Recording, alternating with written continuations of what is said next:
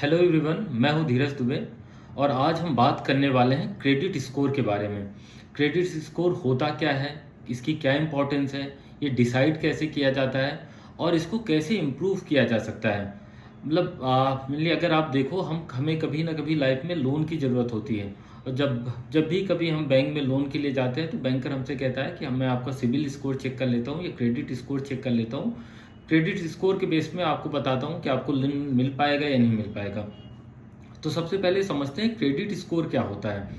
देखिए, credit score 3 digit number होता है जो आपकी क्रेडिट हिस्ट्री के बेस में आपकी क्रेडिट वर्दीनेस को बताता है, आपकी साख को बताता है कि आपकी पेमेंट हिस्ट्री कैसी रही है। मेनली ये 3 डिजिट नंबर होता है 300 टू 900 के बीच में। जितना ज़्यादा, मतलब अगर 900 के आसपास है या 800 से 900 के बीच में है, जितना ज़्यादा होगा उतना अच्छा होगा। जितना कम है उतनी ही आपकी साख या आपकी क्रेडिट वर्दीनेस खराब है बैंकर के लिए। और अगर आपका स्कोर कम है तो बैंकर आपको लोन नहीं देता है।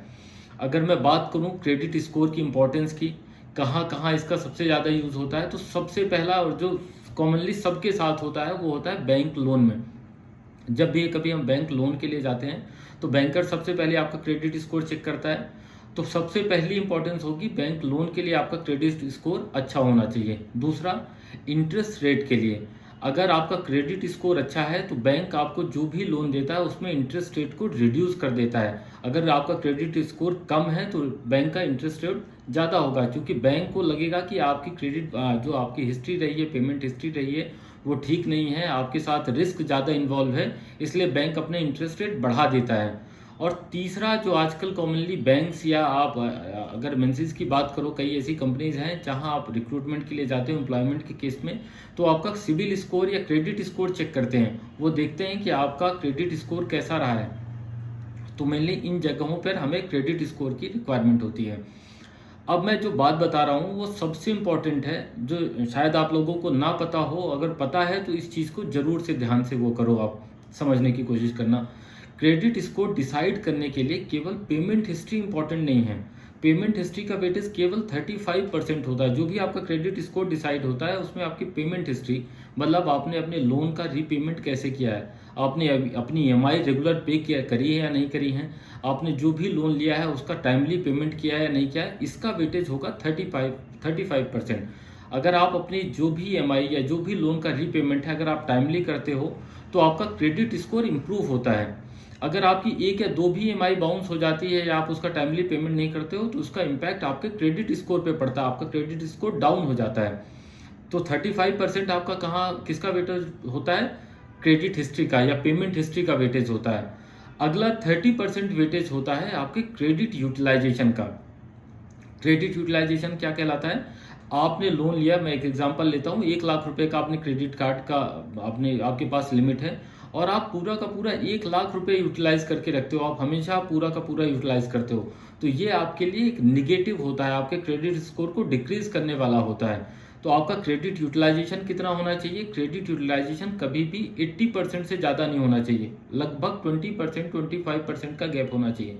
अगर आपने 1 लाख रुपए की लिमिट या लोन ले रखा है तो आप 80 या 85,000 से ज़्यादा आप उस पर अवेल मत करो। मेरा तो व्यक्तिगत सुझाव होगा कि 80,000 से ज़्यादा आप उस पर नहीं जाओ। अब आपका ये लोन कितना भी बड़ा हो सकता है, सीसी कितनी भी बड़ी हो सकती है।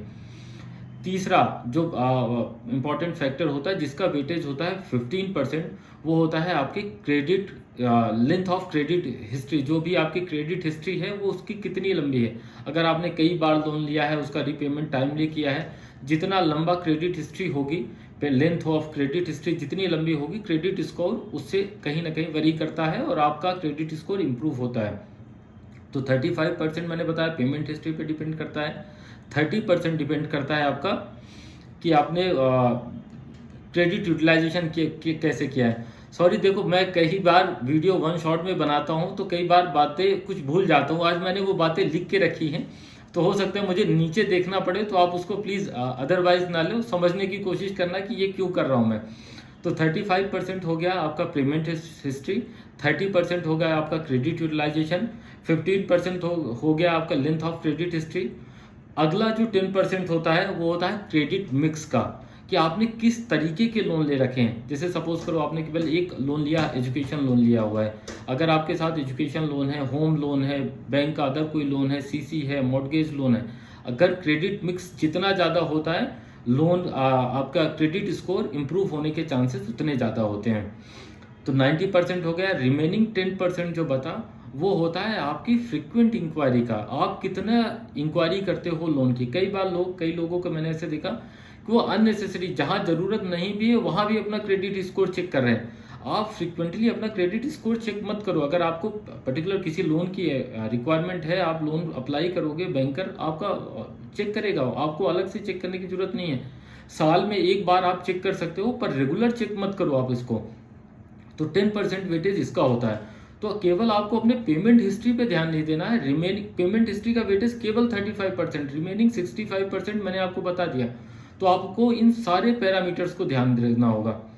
तो क्रेडिट स्कोर क्या है मैंने बताया, इसकी इंपॉर्टेंस क्या है, ये कैसे कैलकुलेट किया जाता है। अब आप क्रेडिट अपना स्कोर कैसे चेक कर सकते हो, कौन सी कंपनियां हैं, जैसे सिबिल हो गया, इक्विफैक्स हो गया, एक्सपीरियन हो गया, ये कंपनियां हैं जो आपका क्रेडिट स्कोर मेंटेन करती हैं।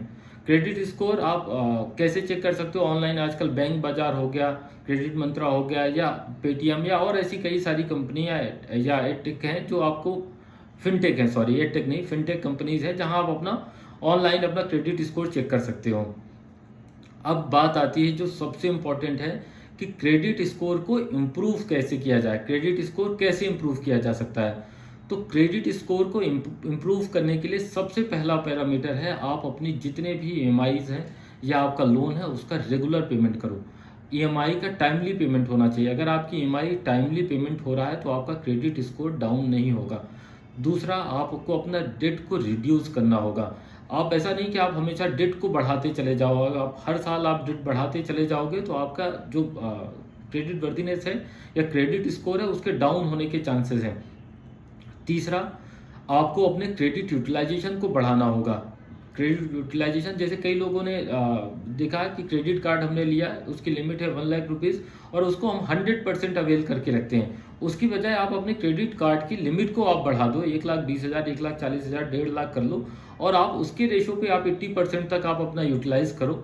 तो आप ऐसा नहीं कि आपने 1 लाख रुपए पे 100% यूज़ करो। आप उससे अच्छा होगा कि आप जिस भी कंपनी का क्रेडिट कार्ड यूज़ करते हो, कि जिस भी बैंक का करते हो, वहाँ से आप उसका लिमिट को आप इन्हेंस करा दो ताकि आपका यूटिलाइजेशन उस अकॉर्डिंग पे रेशो पे फिट बैठ सके। चौथा, आपको फ्रीक्वेंट इंक्वायरीज से बचना है। आपको कभी भी बिना किसी रीज़न के अपनी क्रेडिट स्कोर को चेक नहीं करना है।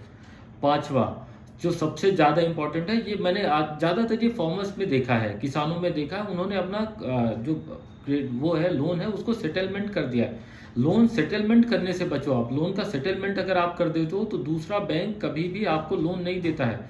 तो लोन का सेटलमेंट हमें अवॉइड करना होगा। जो भी ईएमआईज हैं या जो भी पेमेंट है हमारा, उसका रेगुलर पेमेंट आप करते चले जाओ।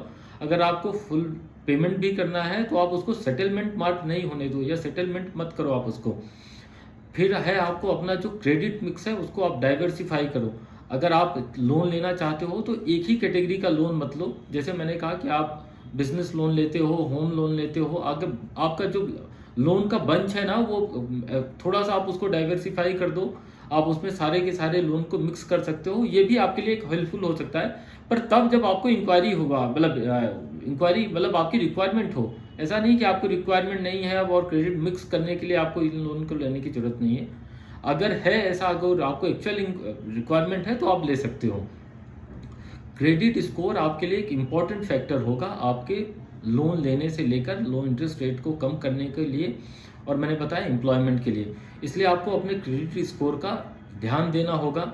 आई होप जो भी बातें मैंने आपको लिए भी बताई हैं ये आपके लिए हेल्पफुल होंगी। अगर आपको इससे रिलेटेड और भी कुछ डिटेल या इन्फॉर्मेशन चाहिए हो तो प्लीज़ मुझे मैसेज करना। Thank you so much. Thank you.